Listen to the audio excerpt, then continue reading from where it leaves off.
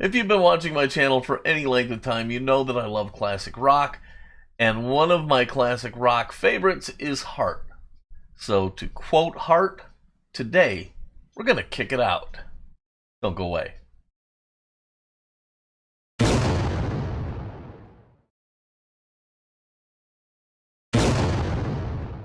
Hello everybody and welcome to Fat Guy Productions. I am Paul, coming to you as always from beautiful Las Vegas, Nevada. And indeed today we are going to kick it out with a Hot Wheels Redline sidekick. It should be a lot of fun. I have my work cut out for me, so let's get to it. So today indeed I'm going to be tackling a sidekick. Now this is a fun little casting that has a working feature. You basically pull on the exhaust pipes and the driver's compartment slides out the side of the car. Pretty neat little feature. Mine really doesn't work very well. As you can see, the entire car is kind of ratty looking, ratty paint, ratty wheels, but it's complete. Everything's here, and that's a plus. So yeah, here you can see that you really kind of have to kind of pull the compartment out, and it just doesn't work right. It's all caught up. We'll see if we can fix that when we put this car back together. So I know there's still a lot of you out there that are using center punches to dimple your post, or trying to pre-drill, or just struggling, or whatever. And I really don't understand that, because the Vix Bits work so well. Not only does it hold the bit in place, gives you a nice center drill out, but after you get the car apart, they work fantastic at cleaning the post up and prepping it to drill it out. So, you know, you really need to go out and order yourself a set of these. You can find them in my Amazon store at www.amazon.com/shop/Paul Udelis. And they're worth every penny of it. And they're going to make drilling your posts out so much easier and so much neater. I just love these things. So the trick to using the Vix Bits is to go slow and use light pressure. Okay, so you start out really slow, very light pressure. This way you don't pop the bit out of its grip, okay? Then as you're going, you can increase the speed, a little more pressure, a little more speed, a little more pressure, until the thing is drilled out. It's almost magical.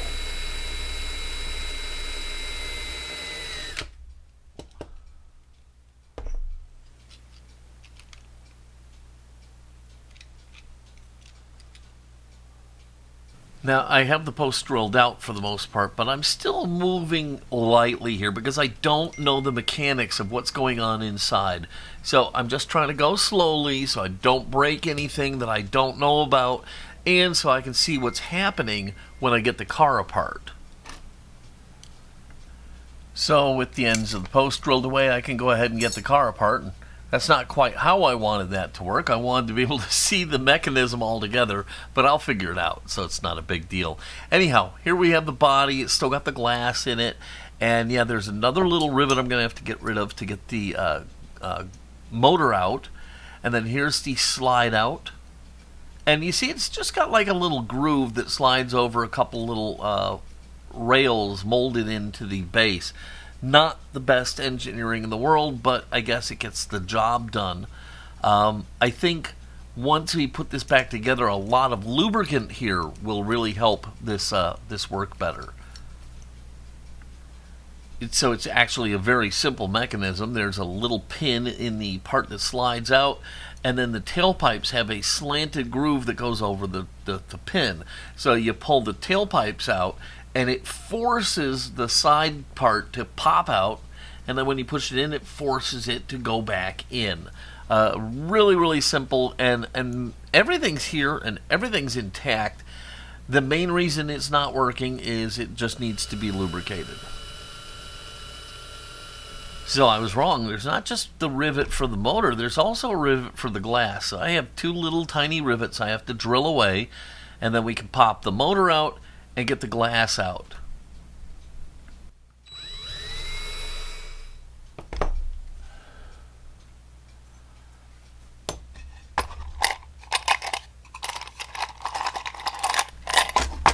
So with the end of the rivet drilled away for the motor, I can just use a spring-loaded center punch, give it a little pop, and that will push it the rest of the way off the casting.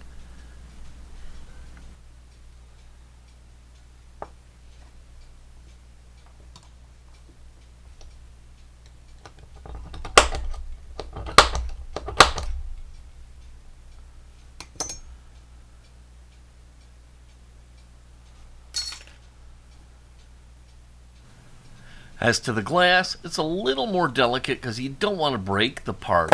The rivet is gone, but that glass is still really holding on nice and tight, so I'm going to have to get underneath it and very, very gently pry it up to get it to come off.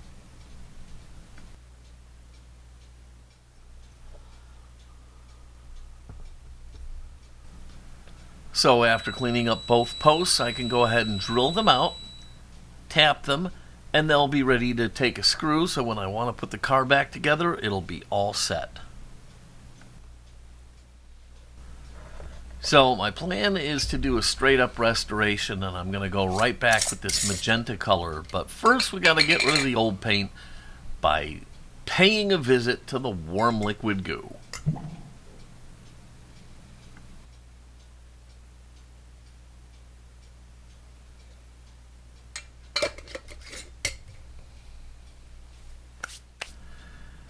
So the body's not terrible, but it isn't good, and after I get it out of the warm liquid goo, I can see that I really want to take this for a trip to the electropolishing and the zinc coating. So I'm going to go down, I'm going to do that, and then we'll see what we have to work with.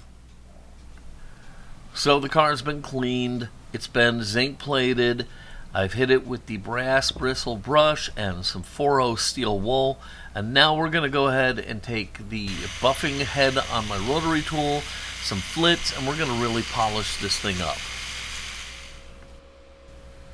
So the car got a lot of polishing. Okay, so there's going to be a lot of residual Flitz still on the car, and we need to get that off. So I'm going to use a Q-tip and a little isopropyl alcohol and clean the casting really good before I put on the paint. So I told you I was going to go with the restoration here, and so that means magenta paint. And I'm going to be using some magenta paint from Bright Vision, and we'll go ahead and lay it down the way I normally do. I'm going to put on some very light tack coats, then medium coats, and then I'll start to put down wet coats until I get the depth that I want. And hopefully this will come out looking really nice. Now, I've said it a million times. I'm going to say it again right here. You need to be able to see the paint going on. And here in this shot, you can actually see it. Can you see the paint laying onto the body? I think you can. And that's what you have to be able to see to do this right, okay? You've got to be able to see the paint laying onto the body so you can control it. So, as far as painting goes, lighting is key. This is actually one of the smallest little pieces of glass I've ever seen. Maybe not the smallest, but it's right up there. It's a little bit dirty. All I'm going to do with this, because it's so small, is I'm just going to hit it with some Flitz, buff it out, and call it done.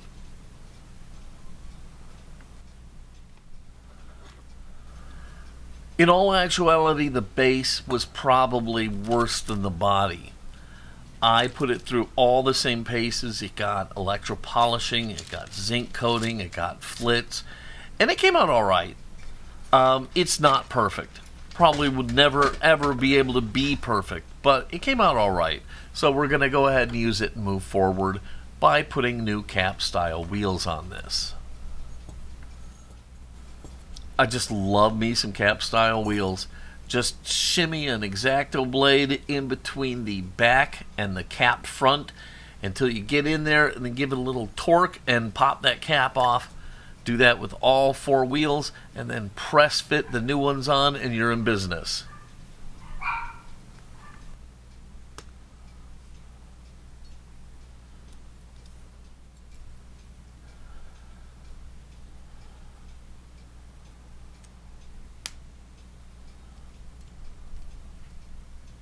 All right, there she is. looking as good as new. Of course, I'm using chrome deep dish.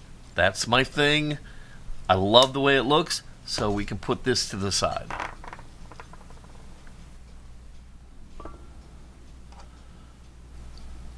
Now, because the driver's compartment does slide out so it can be prominently seen, I thought it needed a little bit of detail painting, so I'm just going to go ahead and paint in the seat and put a little black on the pedals on the floor, and then we'll be good to go.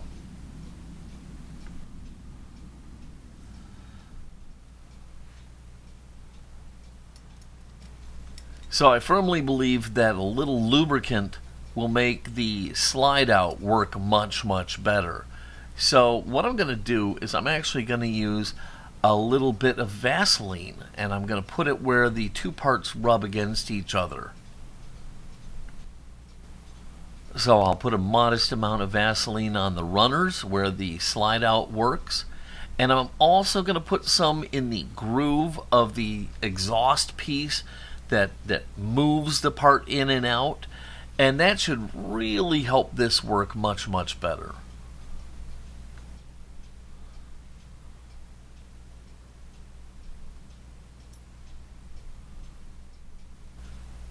So in goes the slide out. It just sits there. Over the top of that goes the little exhaust pipe working mechanism. And then we just sandwich that in between the base and the body and screw this car together.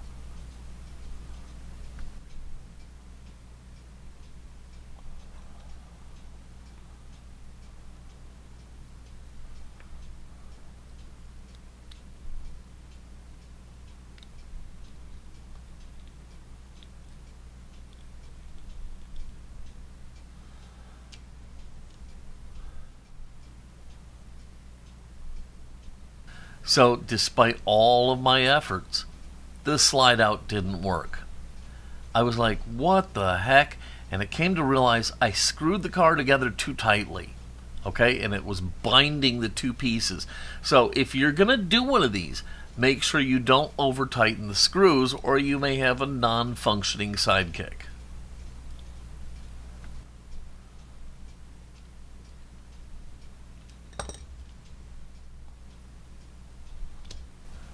Once I loosened up the screws, everything worked like a champ.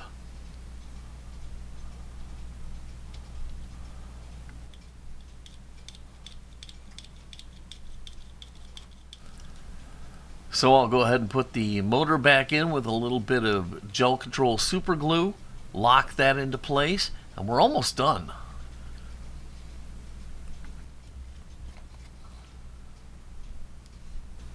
So I'm going to use a little bit of black Tamiya panel liner to give the engine some definition. I'll mask off the louvers on the back and airbrush those in with some black, and I'll put a little bit of transparent red paint on the taillights, and this car will be done.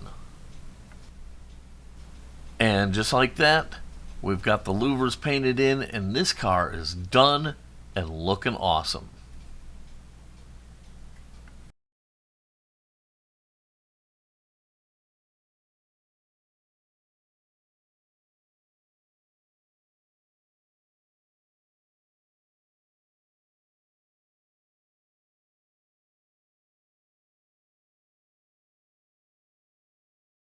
Well, ladies and gentlemen, there is my sidekick, and I think it came out fantastic.